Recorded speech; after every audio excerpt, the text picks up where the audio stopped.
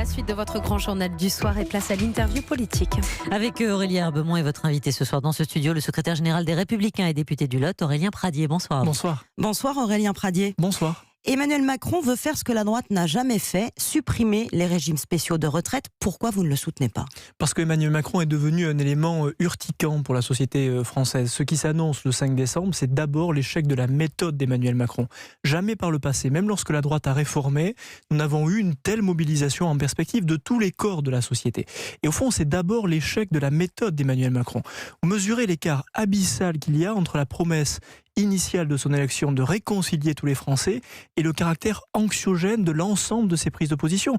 Il réussit le défi jeudi de mettre tout le monde dans la rue alors même qu'il n'y a pas de réforme précise. Il y a un problème avec la méthode d'Emmanuel Macron et de son gouvernement. C'est la réforme, pas la réforme que vous remettez en cause, mais juste la méthode. C'est un petit peu court. C'est beaucoup plus que ça. D'abord, il faut dire que la méthode est un échec. Pardon de le dire, nos concitoyens savent qu'Emmanuel Macron porte une vision injuste de la société. Voilà pourquoi il n'arrive pas à réformer. Parce qu'il est à chaque fois suspect de vouloir réformer en étant injuste. Et sur cette réforme-là, c'est le cas. Nous avons une ligne très claire chez les Républicains. D'abord, nous avons fait des réformes sur la question des retraites. Et donc vous n'avez jamais supprimé les régimes spéciaux ? Non, mais en revanche, vous conviendrez que nous avons déjà fait beaucoup de boulot sur ce sujet qui n'est pas un sujet simple. Ce que nous disons aujourd'hui, c'est que cette réforme est mal foutue. Il faut la revoir. D'abord, ce que nous voulons, c'est supprimer les régimes spéciaux. Nous l'avons toujours dit et nous continuons à le dire, avec un calendrier précis. La clause du grand-père, portée par Emmanuel Macron, c'est la clause de la lâcheté. Nous n'en voulons pas. Mais de la même manière... Ils disent maintenant qu'eux non plus, ce ne sera pas la clause du grand-père. Vous avez raison. Ils changent d'avis à peu près toutes les 48 heures. Nous ne changeons pas d'avis. Nous disons que nous sommes opposés au régime par points, qui est prôné par Emmanuel Macron. Pourquoi ? Parce que le régime par points, c'est un régime qui cesse la mutualisation, la mutualité entre les différents contributeurs au système de retraite. Et nous ne voulons pas de ce système-là par points qui est un système injuste. Ce que nous disons aussi, à la différence d'Emmanuel Macron, c'est que nous voulons conserver les régimes qui aujourd'hui fonctionnent, les caisses qui aujourd'hui gèrent les retraites de nos avocats, de nos infirmières. Il n'est pas question de punir ceux qui gèrent bien les choses. Et nous disons aussi très sereinement qu'il faut que l'âge de départ à la retraite soit décalé parce que l'espérance de vie augmente. Vous savez, j'ai 33 ans. Moi, la question que ma génération se pose, c'est pas de savoir à quel âge nous partirons à la retraite, c'est de savoir si nous aurons un système de retraite. Et donc, il est évident que ma génération acceptera de travailler un peu plus. Alors, travailler un peu plus, c'est quoi ? C'est 64 ans, 65 ans et à quel horizon pour LR, Aurélien Pradier ? Aujourd'hui, c'est 64 ans qui, pour nous, est notre horizon. Mais je pose une condition à cela, qui est un des marqueurs de ce que la droite républicaine a fait en 2010 sur la réforme des retraites, qui est la pénibilité.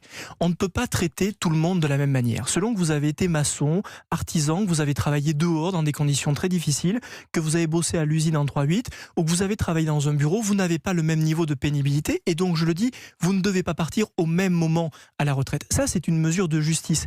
Et c'est la droite républicaine qui l'a fondée dans la loi en 2010 avec la réforme portée par Éric Woerth. Dans les jours qui viennent, nous ferons de nouvelles propositions sur la question de la pénibilité parce que c'est une mesure de justice sociale qui est conforme à l'idée que la droite se fait du travail et donc de la retraite. Un ancien président de la République issu de votre famille politique, Nicolas Sarkozy pour ne pas le citer, avait dit il y a quelques années, désormais quand il y a une grève, personne ne s'en aperçoit depuis sa loi sur le service minimum. Jeudi, quand on voit les prévisions SNCF et RATP, on se dit que beaucoup de Français vont s'en rendre compte. Est-ce qu'il faut à l'avenir, pas pour jeudi évidemment, revoir, améliorer le fonctionnement du service minimum ? Il faut nous poser la question, évidemment, ça ne fonctionne pas bien aujourd'hui. Et moi, je suis un républicain, l'expression syndicale, l'expression de la grève, c'est un droit fondamental. Et donc je dis, si nos concitoyens veulent ce jeudi manifester, ils ont tout à fait le droit de le faire. En revanche, on ne peut pas rentrer dans une position de blocage continu du pays, parce que ça ne sert personne, ni les manifestants, ni l'ensemble de nos concitoyens. Vous savez, je dis, ceux qui sont les plus pénalisés par le blocage, ce ne sont pas les nantis de notre pays, ce sont les classes modestes, ce sont les milieux de cordée ou les derniers de cordée qui ne pourront pas prendre les transports en commun. Donc je pense que toutes les réflexions qui permettent d'assurer un service minimum garanti plus ferme qu'aujourd'hui sont les bienvenues. Ça pourrait faire partie des choses que la droite pourrait faire quand elle reviendra au pouvoir. Non, si elle revient au pouvoir. Elle le fera avant, parce que notre responsabilité à droite, vous le pouvez nous le faire ferons avant en faisant des propositions. Ouais. Parce que notre responsabilité à droite n'est pas d'être la meilleure opposition, mais d'être une meilleure formule de construction. Ce que nous devons faire aujourd'hui à droite, c'est proposer des choses crédibles pour que les Français nous refassent confiance. Et donc je vous dis que ces propositions-là, nous les ferons avant de revenir aux responsabilités, pour que les Français nous regardent à nouveau avec respect et avec confiance. Alors, pour que les Français vous regardent à nouveau avec respect, respect et confiance, pour reprendre vos termes. On vous voit beaucoup, Aurélien Pradié, vous occuper de sujets qui ne sont pas forcément les sujets sur lesquels on entend beaucoup la droite, sur les questions de handicap, sur les questions de violence conjugale. Est-ce que c'est en diversifiant, en sortant du diptyque, disons, immigration, fiscalité, que la droite peut relever la tête et à nouveau susciter l'adhésion des électeurs ? La droite relèvera la tête en disant la vision qu'elle a de la société. Et une vision de la société ne se limite pas aux seuls sujets régaliens qui sont évidemment importants et sur lesquels nous sommes crédibles. La vision de la société, elle passe aussi par les questions du handicap, sur lesquelles j'ai beaucoup travaillé, par la question des violences conjugales, par la question des salaires, par la question de l'alimentation, par la question du progrès, de l'égalité des chances. Bien, tous ces sujets, ce sont les sujets sur lesquels les Républicains, nous allons travailler dans les semaines qui viennent avec 6 grandes causes qui vont nous permettre de dire aux Français, voilà quelle est notre vision de la société. Vous savez, la droite, c'est une grande maison. Et depuis quelques années, nous avons seulement ouvert la lumière dans quelques-unes des pièces de la maison. Nous allons remettre de la lumière partout à droite pour que les Français se disent, entre le projet de société injuste d'Emmanuel Macron et le projet de société chaotique de Marine Le Pen, il y a un chemin de réconciliation, de justice sociale et de respect qui est celui de la droite républicaine. L'idée, c'est surtout de ne pas éteindre la lumière chez LR. Un petit mot des municipales, Aurélien Pradié. Aujourd'hui, on apprend que Patrick Balkany, qui est donc incarcéré depuis sa condamnation pour fraude fiscale, souhaite mener la liste à Levallois pour les municipales de mars. Est-ce que LR lui accordera l'investiture ? Je ne pense pas. Soyons très honnêtes, il y a ce que la loi permet de faire et puis il y a ce que la morale devrait nous pousser à faire.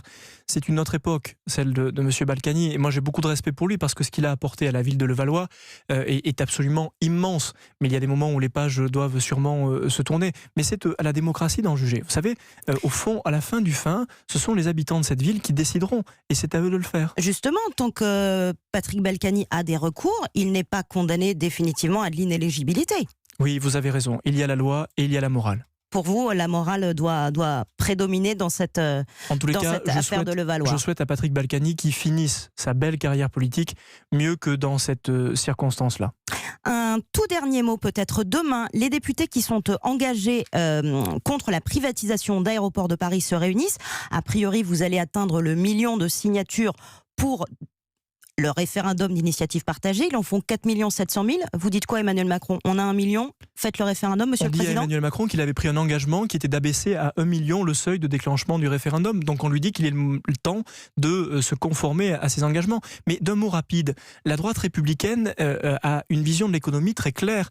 Elle a toujours considéré que l'État avait un rôle stratégique à jouer dans l'économie.